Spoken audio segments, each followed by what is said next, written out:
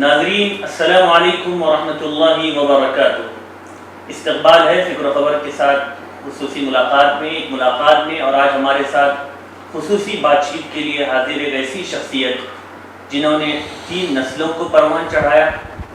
میری مراد جنوبی ہند جامعہ اسلامیہ بھٹکل کے سابق استاد جنہوں نے 24 سال تک وہاں تدریسی خدمات انجام دی اور پھر اس کے بعد سینکڑوں مساجد کی تعمیر کی اور سینکڑوں مدارس کی وہ بانی بھی ہیں اور کئی درجنوں کتابوں کی تصنیف بھی اللہ نے ان سے لی اور جو الحمدللہ کئی ایڈیشن اس کے شائع بھی ہو چکے ہیں۔ میری مراد محترم مولانا ایوب صاحب بھٹکلی ندوی سے ہے۔ آج وہ فکر و خبر کی اسٹوڈیو میں ہمارے ساتھ موجود ہے خصوصی بات چیت کے لیے۔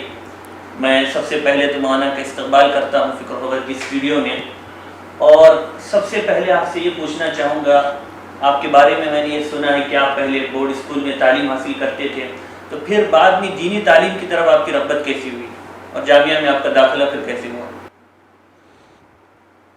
بسم اللہ والحمد للہ والصلاۃ والسلام علی رسول اللہ۔ ہمارے بچپن میں جامعہ نہیں تھا۔ 1959 میں میرا داخلہ بورڈ اسکول میں ہوا۔ 3 سال ہم نے وہاں تعلیم حاصل کی۔ تیسرے سال کے دوران بیچ میں ہی جامعہ کی افتتاح ہو گیا۔ والد صاحب نے کہا کہ یہ 13 سال ہے، اس کو پورا ہونے دو، پورا ہونے کے بعد ہم جامعہ میں داخل کریں گے۔ الحمدللہ ہمارے والد والدہ دونوں بھی بہت دیندار تھے۔ دین کی تعلیم کے شوق اور رغبت کی وجہ سے ان دونوں نے بھی ہمارا داخلہ جامعہ اسلامیہ میں کر دیا۔ تو یہ آپ کے گھر میں پہلے سے یہ سلسلہ جاری تھا دینی کی طرف رغبت کا، آپ کے نانا دادا اس طرح اوپر سے بھی سلسلہ؟ الحمدللہ ہمارے خاندان میں ماں کی طرف سے ہو باپ کی طرف سے ہو، یہ سب دیندار اور صوم و صلات کے پابند تھے۔ ہمارے والدہ پکی نمازی بلکہ تہجد گزار عورت تھی، اور والد صاحب بھی ہمارے اس زمانے میں داڑھی کا عام رواج نہیں تھا، ٹوپی کا رواج نہیں تھا، ٹوپی کے پابند تھے، داڑھی کے پابند تھے۔ تو دیندار گھرانے میں الحمدللہ ہماری پیدائش ہوئی۔ اس کے توفیل میں ہم کو جامعہ اسلامیہ میں پڑھنے کا موقع ملا۔ جب جامعہ اسلامیہ میں آپ داخل ہوئے اور دوران تعلیم مطالعہ آپ کتنا کیا کرتے تھے؟ دوران تعلیم تو ہمارا مطالعہ عام طور سے درسیات تک محدود تھا۔ ہم مطالعہ کر پڑھا کرتے تھے۔ جب ندوہ چلے گئے اور ششم عربی میں داخلہ ہوا، ششم میں سے ہفتم عربی تک ہم کم از کم روزانہ 100 صفحات کو مطالعہ کرتے تھے غیر درسی، اور چھٹی کے دنوں میں اکثر ہمیں ندوے میں رہنے کا موقع ملا۔ اس دوران ہم 500 صفحات کا مطالعہ کرتے ہیں۔ تو آپ کے ندوے میں کتنے سال گزرے؟ ندوے میں میرے 6 سال گزرے ہیں، عربی پنجم سے فضیلت دوم تک۔ دوران تعلیم آپ جامعہ اسلامیہ میں بھی آپ کی تعلیم ہوئی اور پھر ندوۃ العلماء میں بھی، تو کس اساتذہ سے آپ زیادہ متاثر ہوئے؟ کون سے اساتذہ تھے وہ جنہوں نے آپ کی زندگی میں اہم رول ادا کیا یا آپ ان سے سب سے زیادہ متاثر ہوئے ہوں؟ جامعہ اسلامیہ میں جب میں تعلیم تھا تو ماشاءاللہ بہت اچھا نمبر، بہت محنت کی۔ جناب حافظ اقبال صاحب موٹیا، جناب مولانا رمضان حافظ رمضان صاحب، ماسٹر ابوالحسن صاحب، محی الدین ماسٹر، ان سب نے ہم پر خاص توجہ دی اور ہم کو محنت سے شوق سے پڑھایا ہے۔ تدریس کے دوران اور پھر بعد میں اس وقت ماضی قریب کی کن اکابرین سے آپ کا خصوصی تعلق رہا؟ ماضی قریب و بعید میں ہمارا بہت سے بزرگوں کا تعلق رہا۔ جیسے میں فارغ ہوا 74 میں، سب سے پہلے میں سہارنپور گیا اور شیخ الحدیث مولانا زکریا رحمۃ اللہ کی خدمت میں 1 مہینہ رہا۔ وہاں سے لوٹ کر بہت بڑے بزرگ شخصیت تھی، وہاں اعتکاف کیا، خانقاہ میں رہا۔ اس کے شیخ سے ملاقات بھی ہوتی تھی؟ ملاقات میں سامنے بیٹھتے تھے، وہ بہت بڑے آدمی تھے اور شیخ بہت بڑے آدمی شخصیت تھے۔ ہم تو کچھ بھی نہیں تھے، چھوٹے سے بچے ہم اس کے مقابلے میں، وہاں بڑے بڑے لوگ بیٹھتے تھے۔ رہے اور سنا، ان لوگوں تقریر سنی، بات سنی، ان لوگوں نے دیکھا، صحبت میں رہا۔ پھر 1 مہینے کے بعد میں ہردوئی آیا، جہاں پر حضرت مولانا براق صاحب رحمۃ اللہ علیہ وہاں مقیم تھے. وہاں پر آ کر میں نے ان سے بیعت کی اور پھر جو ہے وہاں پر کچھ دن گزارے. ان دونوں سے ہمارا خاص کا مولانا عبدالرؤف سے خاص تعلق تھا. اس کے علاوہ حضرت مولانا رحمۃ اللہ علیہ سے بھی خاص تعلق تھا. رائے بریلی جانا آنا ہوتا ہی تھا. وہاں پر ان کی خانقاہ میں رہنے کا موقع ملا تھا. یہ دو ایسے بزرگ ہیں. خاص اس کے علاوہ ایک خلیفہ تھے مولانا تھانوی رحمۃ اللہ علیہ، غالباً وہ مولانا ادواری صاحب ندوی. وہ ندوی لکھنؤ میں رہا کرتے تھے. ہم بھٹکلی احباب بہت سارے ہر جمعہ ہو جاتے تھے، بیٹھتے تھے، ان سے باتیں سنتے تھے. تو ان لوگوں سے ہمارا خاص تعلق رہا ہے. جو ان کے اندر، ان تمام بزرگوں کے اندر تربیتی اعتبار سے انوکھا طریقہ کن کا دیکھا آپ نے؟ ہر ایک کی تربیت الگ الگ ہوتی ہے. ہم کو حضرت مولانا عبدالرؤف صاحب کی طرف پسند آئی. وہ اچھی تربیت فراہم کرتے تھے اور کسی غلطی پر معافی نہیں تھی، روک ٹوک بہت تھی، ڈانٹا پٹی بہت تھی. تو ان کی صحبت میں مجھے بعد میں جب بہت سے اکابر کا انتقال ہو گیا، اب سب چل چلاؤ زمانہ تھا، میں نے کہا پھر مولانا عبدالرؤف صاحب باقی رہ گئے ہیں، یہ بھی آج کل میں جانے والے لگتے ہیں. تو میں ان کی خدمت میں حاضر ہوا 1999 میں، اور تقریباً 6 مہینہ وہاں رہا میں. اور اس سے مجھے بہت فائدہ ہوا، اتنا فائدہ کہ میں آپ کو بول نہیں سکتا ہوں. اور انہیں کی صحبت سے الحمدللہ جب میں یہاں تک پہنچا ہوں. بعد میں خط و کتابت بھی جاری رہی ہے، اس سلسلہ موقوف؟ خود کتابت ہماری چونکہ بڑے بزرگ بہت بڑے آدمی تھے، خط جواب ہمارے شروع میں تھی ان سے. بعد میں حضرت کی چونکہ بہت سے مریدین تھے اور سب کا جواب دینا ان کو آسان نہیں تھا، تو حضرت نے مجھ سے کہا تھا کہ تو کسی اور اپنے خلفاء میں سے کسی اور سے رابطہ قائم کر لو. تو حضرت مولانا یوسف صاحب بستوی رحمۃ اللہ علیہ سے ہم نے رابطہ قائم کیا. ان سے ہمارا دعوت جاری تھا، بھٹکل آتے بھی تھے وہ، اور ماشاء اللہ ساتھ رہتے تھے. میں بھی بستی گیا، ان کے صحبت میں ہم نے قیام کیا، 12 دنوں قیام کرتے ہیں. آپ قرآن کو صحت کے ساتھ پڑھنے، تجوید اور مخارج پر آپ بہت زیادہ زور دیتے ہیں، تو یہ بات آپ کو حضرت محی السنہ علیہ الرحمہ کے ذریعے ملی یا پھر یہ اس کا کوئی دوسرا ذریعہ سرور رہا؟ الحمدللہ جس گھر میں ہماری پرورش ہوئی، ہمارے والدہ محترمہ قاری تھی. ہم نے بچپن میں والدہ سے قرآن سیکھا.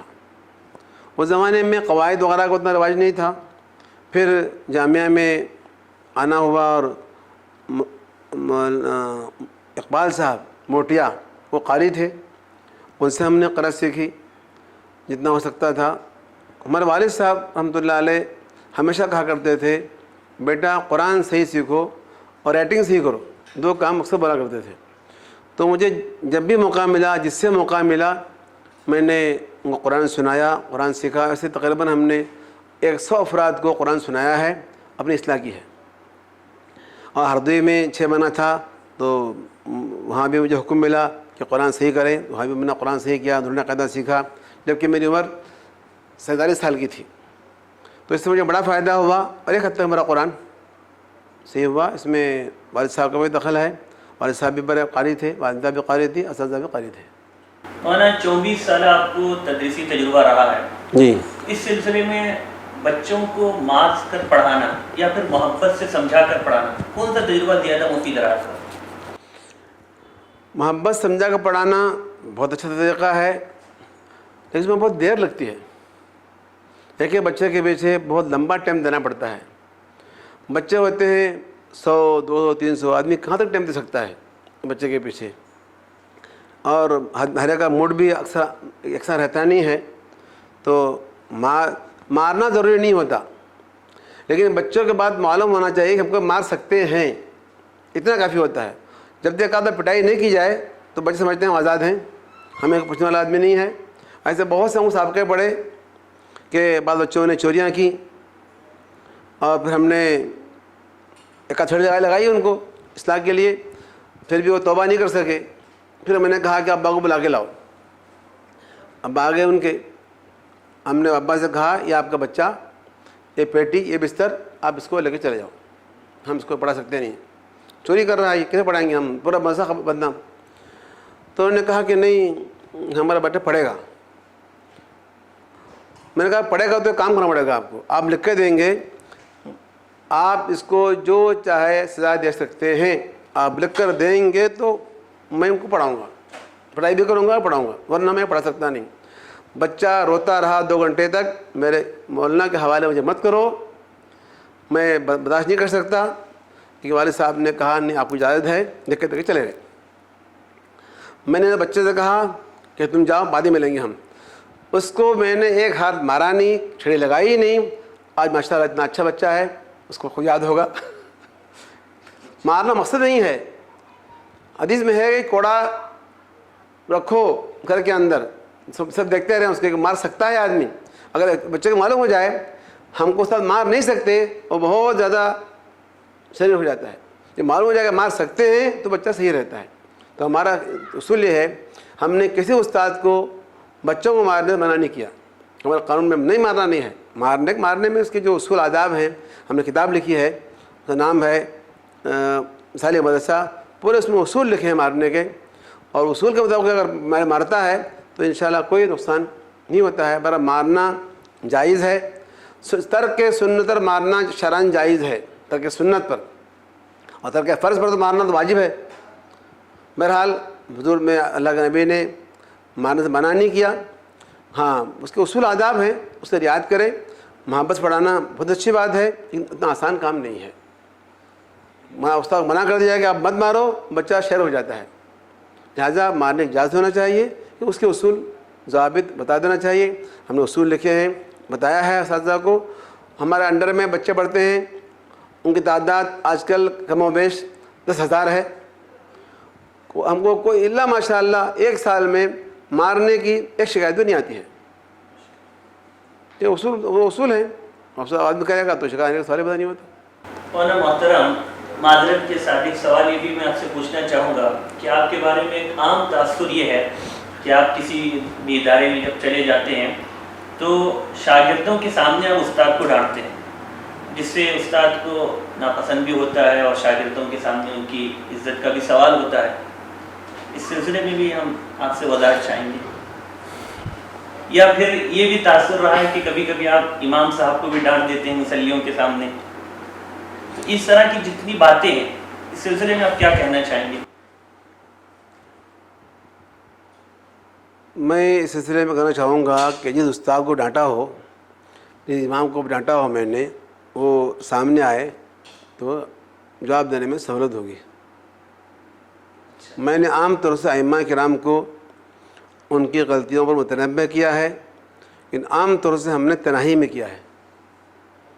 ہم نے اعلان نہیں، اگر ہمارا کوئی شاگرد ہے، طالب علم ہے، وہ غلطی کرتا ہے تو میں اعلان بولتا ہوں۔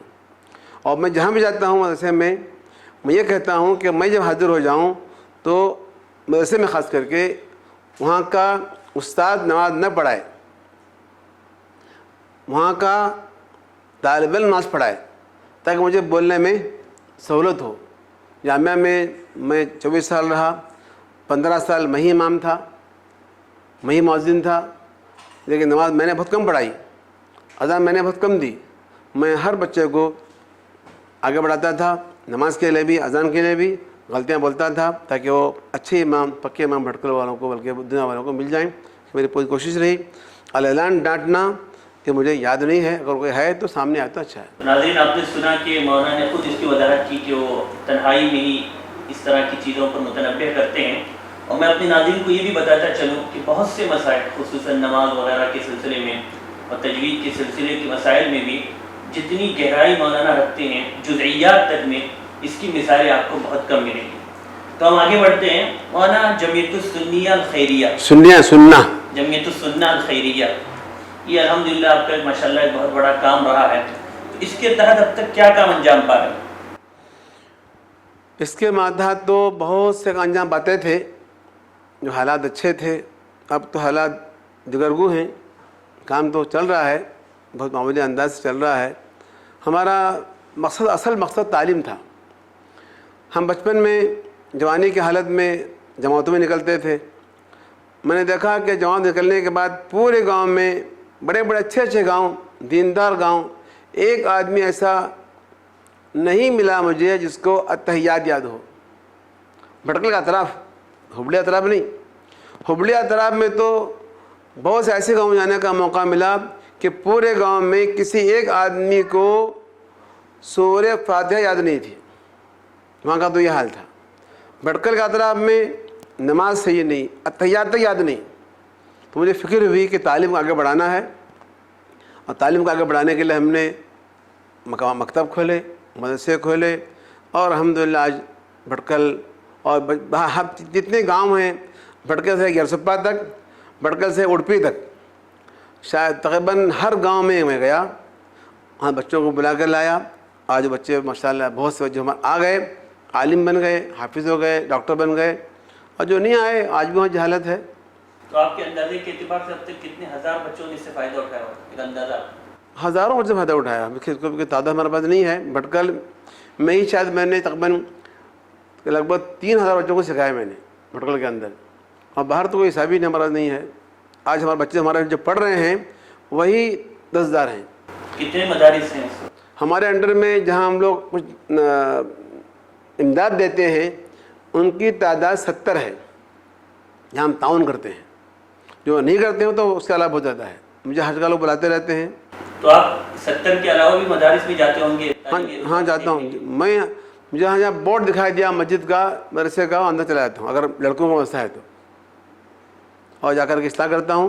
لوگ خوش ہوتے ہیں، استقبال کرتے ہیں. مساجد کا اپنی تعمیر کے وہاں بھی آپ کو جانا ہوتا ہے؟ ہاں، راستے میں اگر لوگ کہتے ہیں ہاں آپ کی مسجد بنی ہے تو وہاں ضرور جاتا ہوں. راستے میں آن دا وے ملے تو، اور جا کے دیکھتا ہوں کہ حالت کیسی ہے، کیا ہے، مینٹل صحیح ہے کہ نہیں ہو رہا ہے، پھر دیکھتا ہوں. مولانا ادھر چند سالوں سے ہم دیکھ رہے ہیں کہ آپ صحت کے متعلق اکثر گفتگو فرماتے ہیں، اپنی تقریروں میں بھی اس کا ذکر کرتے ہیں، اپنی تحریروں میں بھی. تو یہ ذوق آپ کو کہاں سے ملا؟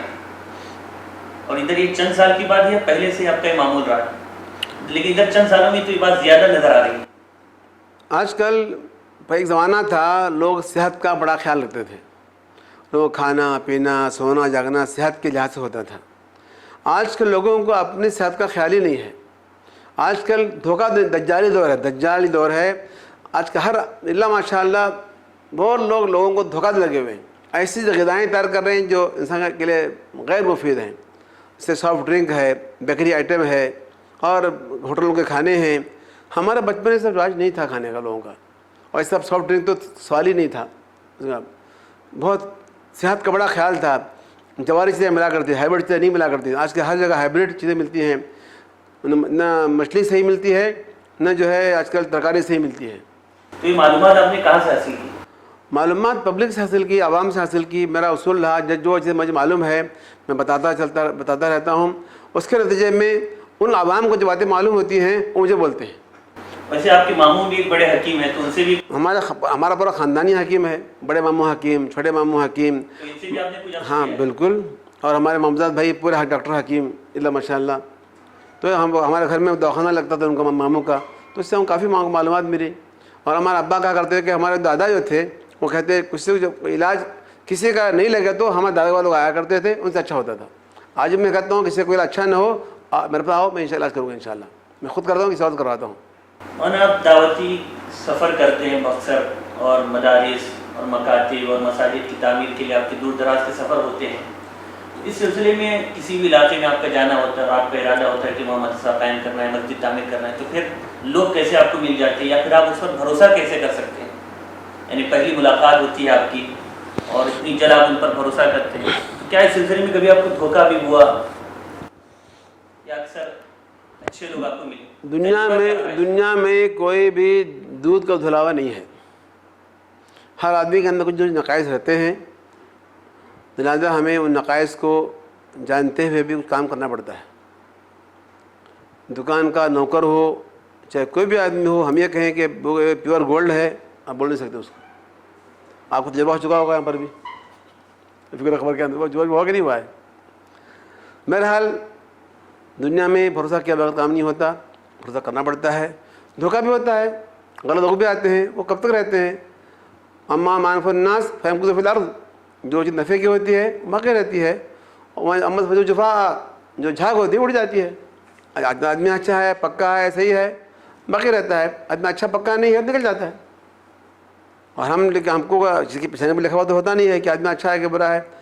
وہ تجربہ ہوتا ہے. اچھا آدمی رہتا ہے تو باقی رہتا ہے، کام کنٹینیو چلتا رہتا ہے. کچھ بھی کوئی گڑبڑ ہوا تو آدمی چھوٹی رہتا ہے. آدمی کی آپ مولانا جس وقت جامعہ میں تدریسی دور آپ کا چل رہا تھا، اس وقت ہم جامعہ کے مشہور اساتذہ میں مولانا شہباز صاحب رحمۃ اللہ علیہ اور مولانا خالد صاحب غازی پوری، مولانا تفضیل صاحب، علماء کی لسٹ ہے. تو کس سے آپ کا زیادہ تعلق اس زمانے میں رہا؟ مولانا شہباز ہمارے خاص مربی تھے، استاد کی حیثیت میں بھی رکھتے تھے وہ. باقی ہمارے ساتھیوں میں تھے مولانا خالد صاحب، تفضیل صاحب، ان سب دوستانہ تعلقات تھے. ویسے خاص ہمارے ساتھی تھے جناب مولانا ملپا شفیع صاحب قاسمی، ہمارے خاص دوستوں میں تھے، مخلصوں میں تھے، آج بھی ماشاء اللہ ہیں. ان کا ہم سے خاص تعلق رہا سب سے زیادہ، پھر مولانا شہباز صاحب سے رہا اور دیگر لوگوں سے رہا. آپ کی شاگرد جس بات کی خصوصیت سے آپ کے سلسلے میں تذکرہ کرتی ہیں وہ آپ کی نگرانی، تو کیا انوکھا انداز آپ نے اپنایا تھا کہ آج تک آپ کے طلباء کے دلوں میں وہ بات محفوظ ہے آپ کی نگرانی کے سلسلے میں؟ میرا ایک مزاج ہے سب کا بھلا ہو، اور ہم نے جامعہ کو اپنا سمجھا.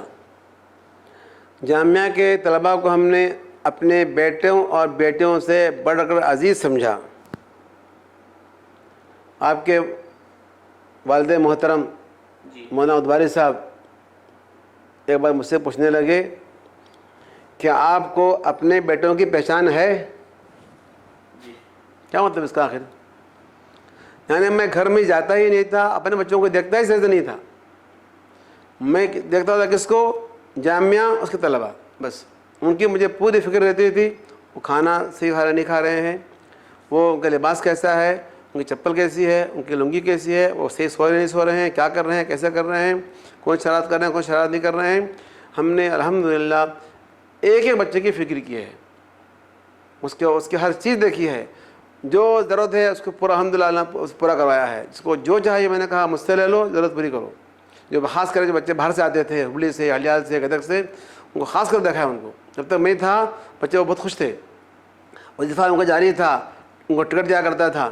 تو یہ بچے جو ہے میں نے ان کی تربیت کی ہے. ان کو ہر عصر کے بعد، نماز کے بعد میں روزانہ کھڑا ہوتا تھا، بچوں کو کرتا تھا، نصیحت کرتا تھا.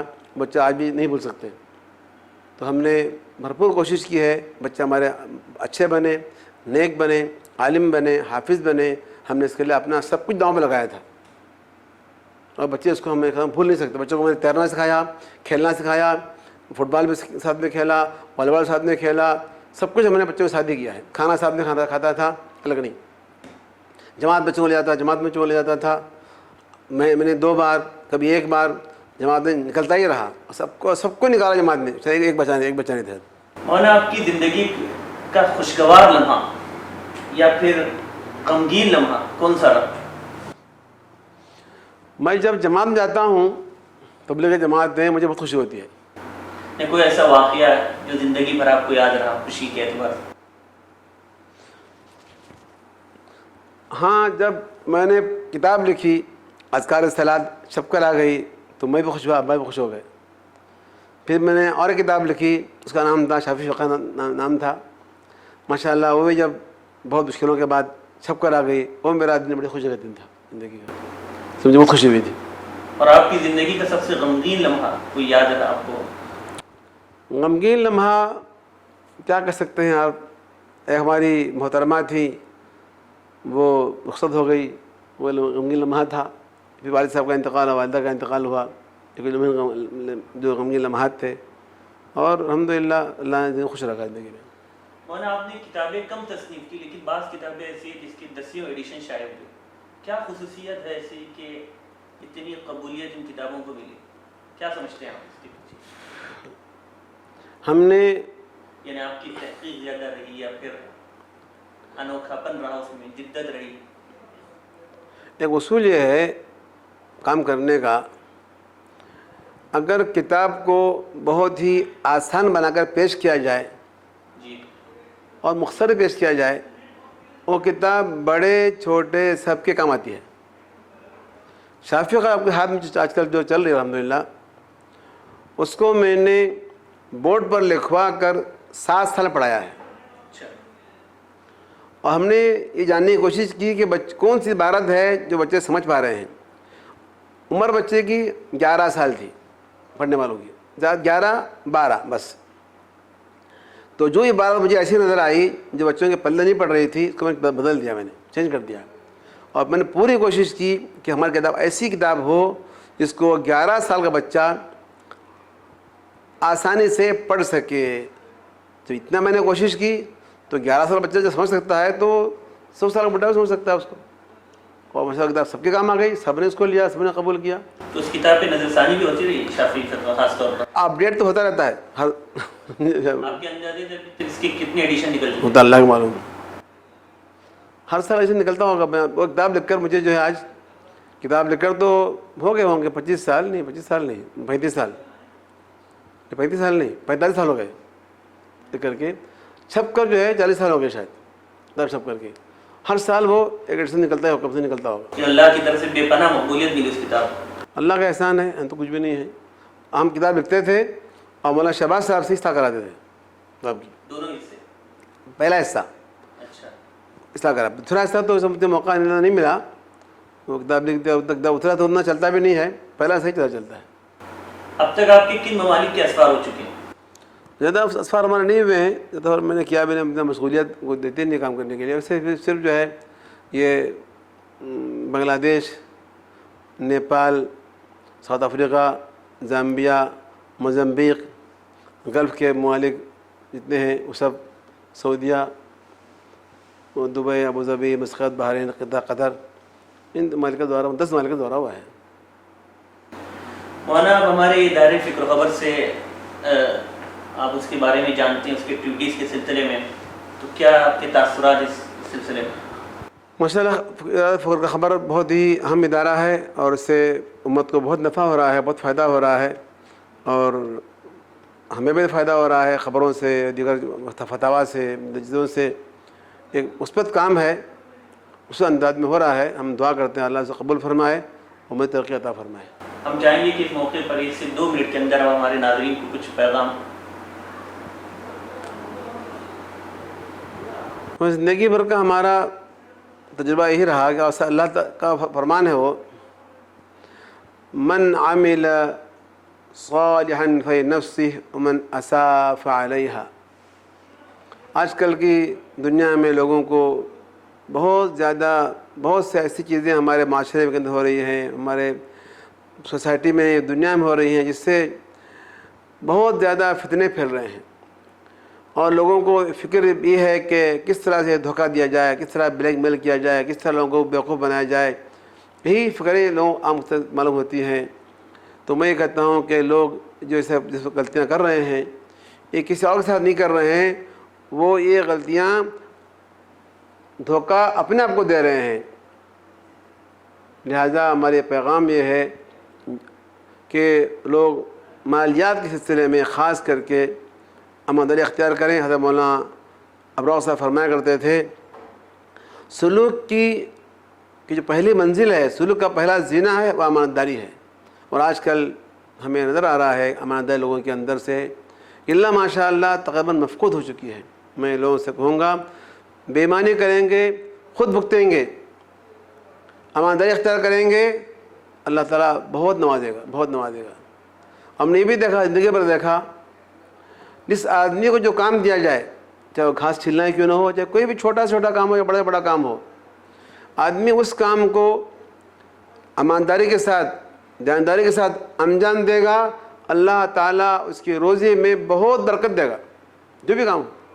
اور اس نے اپنے کام کو صحیح انجام نہیں دیا, اس میں اس نے چوری کی, اس نے جو بے ایمانی کی, اس نے دھوکہ دیا, زندگی خطرے میں ہے اور اس کا بھگتان اس کو بھگتنا ہی پڑے گا. یہ ہمارا پیغام ہے. بہت بہت شکریہ مولانا, جزاک اللہ خیرا احسن الجزاء. ناظرین, تو یہ تھے استاذ الاساتذہ حضرت مولانا ایوب صاحب بھٹکلی ندوی, جن کے صرف شاگرد ہی نہیں بلکہ شاگردوں کے شاگردوں کے شاگردوں کے شاگرد تک اب مختلف میدانوں میں, شہر میں اور شہر کے اطراف, شہر سے باہر بلکہ ملک سے باہر مختلف دینی خدمات انجام دے رہے ہیں. یہ سب مولانا کی تربیت کا نتیجہ ہے, ان کی کوششوں کا, محنتوں کا نتیجہ ہے. اور آپ نے بھی سنا تفصیل سے کہ کتنے ہزاروں بچے ان سے مستفید ہوئے, ان کے مکاتب سے, مدارس سے, ان کی کتابوں سے, ان کے نظام سے. ایک بچہ بھی اگر بن جائے تو انسان کی مغفرت کے لیے کافی ہے, چاہے جائے کہ ان کی تعداد ہزاروں اور لاکھوں میں ہو. بس ہم اسی پر آج کی اس گفتگو کو, خصوصی گفتگو کو ختم کرتے ہیں اس دعا کے ساتھ کہ اللہ تعالیٰ مولانا کا سایہ پر امت پر تادیر سلامت رکھے. جو کچھ کام اللہ نے حضرت سے لیے اللہ تعالیٰ اس کی قبولیت بخشے, اس میں مزید برکت نصیب فرمائے. اور آپ کا سایہ ہم پر تاج سلامت رکھے. تو ناظرین اسی پر ہمیں اجازت دیں، آئندہ انشاءاللہ پھر کسی نئی شخصیت کے ساتھ آپ کو ہم روبرو کرائیں گے. تب تک کے لیے اللہ حافظ، والسلام علیکم ورحمۃ اللہ وبرکاتہ.